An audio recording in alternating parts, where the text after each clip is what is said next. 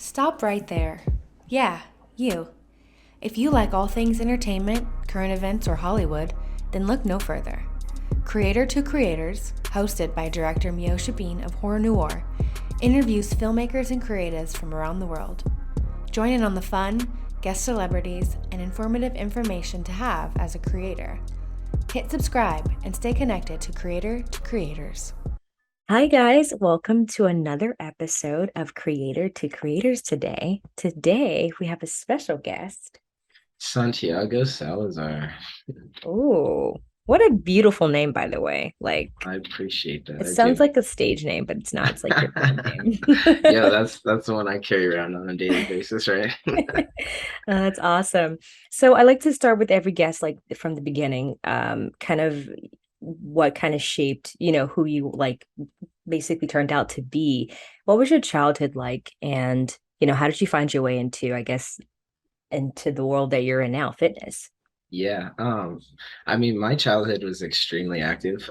Like I played year-round sports. It was always wrestling, straight to football, straight to baseball. So like we were nonstop, me and my brother. My brother and I were 364 days apart, really close. So Wow. we grew up, playing on the same teams and everything all our life. But we're really fortunate to be able to do travel baseball and like travel around the world, or not the world, but travel around the US, competing in wrestling and stuff like that. So growing up we were just constantly playing sports, constantly being active, staying in shape and everything. So that was kind of a big factor for me, what I mean? As far as like what shaped me today is like, especially with wrestling and everything, the discipline and the dieting and all that good stuff. It really plays a role with, what I do now, especially. So, I'd say that was a big factor there. And then when I was graduating high school and all the sports kind of ended, I started going to community college, and I was after the nursing degree. I want to go into the medical field, just because I have, my mom's in the medical field, and I just had like a lot of people kind of pushing me that direction. It seemed like a good career path at the time. So I started that, and what I mean. I got into the gym again because, like I said, all the sports ended. So I was kind of bored. I didn't know what to do. I was like, I had all this extra time on my hand that I was never used to my whole life. So I got back into the gym and started lifting and everything. And a buddy of mine at the time, he was competing in bodybuilding, and he kind of pushed me to do my first show and everything. And after that, that was kind of all she wrote. I did my first show and I was addicted. And when I did my first show, I kind of really truly saw how much nutrition played a role in, the way you look, the way you perform, all that good stuff. And that's really kind of what sparked my interest, and so after that, I switched my career path. I was going to school for nursing, and I switched over to business. Started taking some nutrition courses and stuff like that. And then, man, before I knew it, my brother offered me an opportunity to kind of move down to Arizona with him and get out of my hometown and everything. And I jumped all over it, and we got down here. And it was like right when the pandemic kicked off. All the gyms were closing, everything like that. So it was kind of just hustle mode. Like I knew I wanted my own personal training business, and at the time I'm like, this is an ideal situation to be a personal trainer, right? So Yeah. yeah, it was definitely hustle mode. And I got things started with Sculpted by Santi down here, and started building a little clientele book. And again, that's like kind of all she wrote, and I just kind of took off Wow. with it from there. That's impressive during the pandemic. Holy crap. So that means you just had like such a drive that you were like, I'm just gonna do this. I love Yeah, that. I love that. definitely. When Yep. did the clientele start coming in? Just curious, like, because it's the pandemic. I'm sure people were like afraid to like meet up. No, And then, yeah, oh, 100%. Yeah, I mean, tons of factors, right? Like we didn't really have any gyms to go to. Um, we didn't, yeah, people weren't really interested in meeting up, and so that's kind of when I started pushing the online stuff mm, pretty heavily, because I mean, what better time to like take advantage of that, right? We don't have to meet in person. They can do their workouts at home, or if they have access to gym equipment or whatever the case is, like we can get that situated. So that's really kind of like what drove me to start pushing the online stuff a little bit more. And then once the gyms opened back up and everything, I got back in there with my one-on-one clients and everything. But um like you said, a lot of people were hesitant to do a lot of fitness stuff during that time. And then, like you said, there wasn't a whole lot available as far as like gyms and places to meet up and stuff. So I had a few people I'd take over to the park, and with very minimal equipment, we get some workouts in and stuff like that. But yeah, it was definitely time to get creative for sure. I bet. I can imagine. I mean, I started this podcast during the pandemic because I was like, stuck in the house. I was like, there's nothing to do. We can't be on Right. set. That wasn't happening. So I was like, well, I'm going to start a podcast to talk to people. And I kept it going ever since. I think, I it's love been that. doing very well. So I totally understand that kind of hustle mode.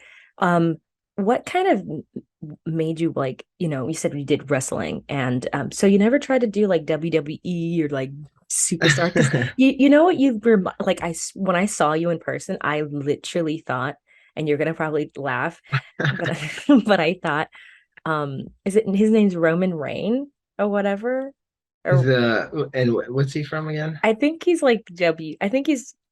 a WWE superstar Okay. wrestler. He has like the long Okay, I think I know who like you're talking about. literally Yeah.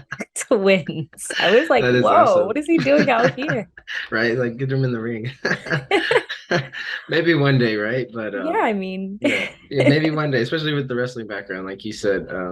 But yeah, I don't know. I was kind of when the wrestling was coming to an end and everything, I was always telling my dad and stuff. I'm like, man, I wouldn't mind like going in the UFC and giving that a shot, but man, I don't know. I was actually just posted something today on my story about, just head trauma and CTE. And I'm almost really happy that, I kind of pulled away from football and everything at the time that I did, because that stuff's no joke, man. They got people in there who just did a whole entire NFL career, and now they got them boxing and knocking each other out. I'm like, it's not good. That's it's not good pretty scary. for sure. My God, yeah, that can't, but I don't see you doing UFC, but definitely WWE because I mean, there's some injuries, but it's not as insane as the UFC. Aggressive, Like, right? yeah, and then you're actually getting like knocked out and taking hits to the face, and you're too beautiful to take hits to the face. I couldn't do that. Yeah, I can't mess with I already got a little scratch on there, right? Yeah. Um, Roy Jones Jr., the boxer, before I moved to LA, he took a bunch of hits. He was talking about how, over the years, it kind of took a toll on him and he loves it, but it's just still very like, I mean, a lot of people, I mean, Muhammad Ali, all these people that actually suffer pretty horribly from the hits and. Head trauma, yeah. I mean, it's scary. You think about your brain and how like delicate and fragile that thing is, and when you get hit like that, the thing's sloshing around up there. It's not good, So it's not definitely not supposed to be doing that. Definitely not. Definitely not. So, like, do you have like any for like for me? I'm inspired by a lot of people, a lot of filmmakers. That's why I got into film. Alfred Hitchcock, to be exact, and Stanley Kubrick, and people like that. Who was someone that you were like? Did you actually like have people that you're like, oh, I want that kind of career, that fitness, that body, or that kind of longevity in what they're doing? Was there any comparisons that you used through the years? Yeah, yeah, definitely, definitely. I mean, when I first was getting into bodybuilding and everything, it was just the old school guys, Arnold and Lou Ferrigno, all those guys. That little Pumping Iron movie. I would just be playing that thing on repeat all the time, man. I was like obsessed with that. But yeah, yeah, yeah. Venice Beach, all that good stuff. But I would say one of like the biggest inspirations of mine is a guy, Artemis Dolgan. I kind of like connected with him on Instagram quite a couple years back, and I don't know, I just really look up to him and kind of the way he lives. And he's got a clothing brand, and he does personal training, and just dude lives his life on his own terms, and I think that's really cool. And he really pushes for that, to just, life's what you make it. Like go out and live, don't waste a single day. And so I really kind of look up to him just because of everything he's built. And he didn't come from a whole lot, and like dude just hustles, you know what I mean? So, and the guy's physique is absolutely insane. He's looking wicked, and he's probably in his upper 30s now, and he's just diced down to the bone full year round. So it's pretty cool to see, watch his hustle, you know what I mean? Definitely. Is there like I don't know how it is in the fitness world. Is there like a cutoff age of like, all right, um, like you mentioned Arnold, but he's an actor. So of course he has more of a longer longevity to continue on in that career in that physique. But like I don't know how it is in fitness. Is there like, okay, at 45, it's kind of over. No one's really, like, ooh, this I want to be this guy because there's so many Yeah, young people coming up. definitely. But honestly, I don't think so. And what I really like look for when I'm looking at people to kind of look up to and stuff is the people that are doing it for like that long period of time. You know what I mean? A lot of these guys like come in here and they just want to get huge right away, and then they burn out, right? Like you look at them down the line and they do not look in shape, they don't look healthy. And I'm like, that's not really what I do, right? Like I'm in it for the long run, like you said, the longevity factor. And there's actually another guy that I really look up to, Mike O'Hearn. He Mm. lives on LA as well. But yeah, I met him a couple of times at the Gold's Gym and everything. That dude's almost 50, and again, like just Wow. amazing physique, and he claims to be all natural. And at his age, I would have definitely expect him to be natural, doing it this long and not getting injuries. And you know what I mean? He definitely has like that natural look to him. But that's probably someone that, yeah, like I look up to. I want to be doing that type of stuff, later on into my life and still be looking awesome. You know what I mean? I'm sure you will. I I'm sure you will. appreciate that. um is there any like with fitness, is there like, you have your business, you're training people. What are you looking to do in your business with like, I guess, the next 2 3 years? What does that look like for you? Oh my gosh, scale, scale, scale. I want to, in my head, the big dream would be eventually kind of have my own studio where I have my own gym and have a couple trainers that work under me, just a whole team of people. I kind of want to just like build this little empire. uh, so that would be the end goal, but within the next 2 to 3 years, definitely just scaling. Probably like hiring on a couple assistant coaches, again just building up a little team, some setters, salespeople, things like that. um, so definitely nothing too crazy in the next 2 to 3 years. But yeah, again, the business is pretty fresh still, and right now it's just kind of getting the numbers up, and eventually to where I would have to hire an assistant coach and take some of that load off myself. So again, just getting people in the door and getting people on the roster, and again just scaling, scaling, scaling. Yeah, I always say, when you're having your own business and it's like you're your own entity, and because I am that, that's my production company, Yeah, everything is me. And people are like, oh, you have a team? I'm like, well, not, I mean, I'm an agent, but I do that's most it, of my right? own work anyway, Hell yeah. but I wonder for you, like, how much of the work do you do? Because I don't think people understand when it comes to when you're self-made or you're doing it yourself, like it's literally just you, but you Yeah. make it look like huge, There could you be some know? help, right? Yeah. So how involved are you in your business? Oh yeah, 100% hands-on. I mean, like you said, it's just me right now. So all the DM outreach, all the conversations, all the phone calls, report calls, sales calls, everything. Yeah, everything's on me right now. Which, like you said, it can be stressful. It can be overwhelming at times. But I just try to remind myself like this is what I wanted. So like I can't complain about it. You know what I mean? It's like this is awesome. I'm my own boss. I have a really flexible schedule, and yeah, there's really nothing to complain about. Like I love what I do. I was just in California last weekend and I was talking to one of my uncle's buddies, and I was telling him, like, days that I have to go into the gym with clients and everything, I don't feel like I'm going to work. I'm at home doing my online stuff. I don't feel like I'm at work. So yeah, I can really be like mad at the situation I'm in. So whenever it gets stressful or kind of overwhelming, or I'm like, just feeling overloaded with stuff, it's like I can't complain, man. This is what I wanted, and at the end of the day, it's badass. Like I'm glad I'm here. You know what I mean? Definitely. No, I love that. I love that when, that's always been my thing. I think a lot of people would like to say, "Oh, Miyoshi, you could totally be, so much further." Which, obviously, I think I did pretty well for like, I guess, quote unquote independent, like on my own. But I always say, like, I just want to be in control of my narrative. Like that's Mhm. just what I am about. Whether it's whatever I'm doing, it doesn't have to be film. I just feel like that's the freedom that I desire. Like, I mean, I don't knock people having, you know, all these Corporate people in job control. or whatever. Yeah, Yeah, yeah, I no, don't mind 100%. that.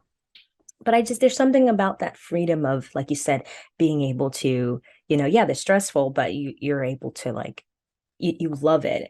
You're not gonna be like, just I gotta go to work again. Because Right. 9 to 5s has never been my thing in my ever in my life, ever. And that's why I went to film school. I was like, yeah, I gotta figure out something because Hell yeah. school was not it for me. I didn't do really well in school. So I feel you, girl. I swear I feel you.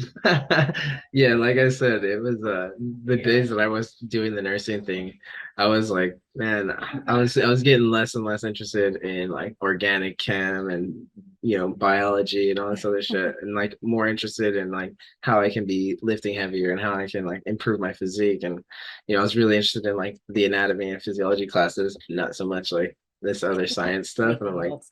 yeah, this is a sign. I'm like, I need to go this route instead. So I totally get that for sure. That's awesome. So I wonder, how is business in there? Like, if you don't mind me saying where you Of based course. at, is that Yeah, okay? yeah, yeah. Of Okay. course, yeah. Because I know I'm very protective of where I am because I have some people that are a little creepy Yeah, on the no webs. doubt. They're out there, right? Yeah. Um, um, so how is business out in Arizona with everything and fitness? Is there so are you looking to move anywhere else, or is that right now the hub for everything? Yeah, to be honest, it's fantastic out here. And the nice thing about like being online and everything too is like I don't necessarily need everybody in Arizona. Okay. Like we can make progress where the hell they're at, you know what I mean? So that's really awesome. But with my in-person clients, yeah, there's an abundance, and I feel like there is anywhere, you know what I mean? Like people need help getting in shape, people need help with nutrition and with that lifestyle shift everywhere. So there's like a lot of talk about like, oh, there's too much competition for like online training and stuff like that. But if you look at the numbers as far as like how many people actually need help, like yeah, there's plenty of business, right? Plenty of business. I love that. Um, I'm curious, when you find a new client, the regiment, like how do you figure is I mean, because everybody's different, every body type is different, male Yes, and female. How do you figure out, okay, this is what you should eat? Are you like, how do you assign them that their their thing? protocol, yeah. So I mean, essentially, what I like to do with a lot of my clients is like we don't want to be restricting. We don't want to be cutting out entire food groups or like pulling all your carbs out of the situation because oftentimes it's just not going to work. It'll work short term, but after a couple of weeks of that, like you're human. You're gonna be wanting carbs. You're gonna be wanting whatever the hell you took out of that diet, and that's usually when people fall off when they start just caving in and going in eating all this food that they've been holding back on, right? So kind of what I've found that's been working a lot better is not restricting, not taking anything on the diet, and more so just focusing on that overall calorie intake throughout the day, right? We really focus on energy balance. So, energy out versus energy in. All the food that we intake, everything that we're eating, all that's energy, right? So if we're eating way more than we are moving during the day, that's when you start getting, that holding on to the fat. That's when we start putting on fat. That's when we start putting on weight. Um, and so what we want to do is be in that deficit. So what I focus on with my clients is like we don't have to cut out everything, but we want to make sure that we're, eating portions that keep us within this deficit at the end of the day. And I mean that's just been working amazing with everybody. And a lot of the newbies, I'll just have them like really paying attention that they're getting their protein in because a lot of people do not eat enough protein. And so that's kind of like the first thing that we'll start tackling, right? It's like getting that protein intake up, and that alone will make the world a difference for a lot of people. So, yeah, it's kind of the approach that we take right now with all the clients that I've got. I love that. I love that you're not you're not cutting everything out because gosh, I love a good burger. I'm not gonna lie to you. Yes, yeah, He's everybody like, does, right? yes. I'm like, I feel that. And a lot of I'm like, Uh, I eat pizza like on a daily basis, on a weekly basis. You know what I mean? holy I'm like, moly, you look great. yeah, I'm like, it's like you don't have to be eating clean 24/7. If you're eating clean, majority of the time, then you can go eat a pizza. You can go have a burger. Like it's not going to do us the most damage. Mm, If you know that other 80% of the time, we're killing it, right? So I yeah. like to tell them like 80%, good healthy food choices, and then 20% of the time, we can have our fun food. We can go get the desserts or the burgers or the pizzas or the beer, whatever you want to spend it on. You know what I mean? Mm, Um, but it's more so just being aware and strategizing, right? Like if we're gonna go out to dinner that night, like then we're gonna might have to hold back on the calorie intake on that front end of the day. mm. Save us some room, give us some space at the end of the day. So we're not just like eating all day long and then going and splurging all night as well, right? It's like you gotta again, it's just an energy balance, right? Mm, definitely. Would you say there's like a cutoff time to like eat? Like, don't eat past this time. Um, it's funny you ask that because I've been having this conversation with my clients pretty often recently. There are, a lot of people that say, eating closer to your bedtime is not the best idea. Mm, Um, Personally, like a lot of times when I'm working out later in the evening, I gotta eat after my workout, right? So I'll mm. eat, I crash out. Like it doesn't affect me personally. So I guess that's more of a personal thing. Again, it's just like at the end of the day type of energy balance, right? So like if you go to bed and you need to like still eat some calories or not eat some calories, like that's that's the that's the choice you got to make based on kind of where you're at on your own situation. If you are working out in the evening, like myself, it's kind of important to get that nutrition in after your workout. So you kind of don't have a choice not to eat before you go to bed, right? Right. Um, so again, it kind of just runs into kind of just your personal situation, but there are a lot of studies that say we shouldn't be eating as close to bed. So yeah, I would recommend it, but again, like if you have to get that last meal in before you crash out, then we really don't have an option there. If it's affecting your sleep, then we might have to lighten that meal up or something. But Right. yeah, but personally, like I don't see any effect in my sleep when I eat like right beforehand. You know what I mean? Mm, okay, nice. Um, for those that are listening and that want to start and change their body, what advice would you give them? What would you say to that person? Don't don't take these big challenges on right away. Start small because the small habit changes, the small things, the small lifestyle changes that we make, those are the things that go a very long way. You know what I mean? Just going to bed a little bit earlier, getting that extra bit of rest, recovering. You know what I mean? We don't have to go to the gym and do, a 2 hour long workout. We can go to the gym and do 30-minute workouts, right? Like start small. They don't have to be this big, these big goals that we jump on right away. So that's definitely what I would recommend. And that's what I do with a lot of my clients is like, tackle the small stuff first, your mindset, the habits, those type of things. And then the rest will kind of just follow. I love that. That's great advice. Where can people find you on social media and follow your business or, so they can reach out to you, all that good stuff. Yeah. So you guys can follow me on Instagram. It's santifit.15. And that's really where I'm most active. I've got Facebook and everything like that as well. Santiago Salazar. You can search that as well. But yeah, I would definitely say that Instagram is like where I'm most active for sure. So you guys definitely shoot me a little follow on there, a message. Let me know you heard me from here, and I'll get you a follow back and all that good stuff. But Ooh, a um, follow back. hell yeah, show some love, right? That's awesome. Well, thank you so much for coming on. It was great talking to Oh my you. gosh, it was a pleasure. I really appreciate the opportunity to come on here and chat with you. This was fun. Yeah, it was fun. Until next time. Yes, yes. Until next time. And thank you all for listening. And always remember to live, love, laugh. Bye, guys.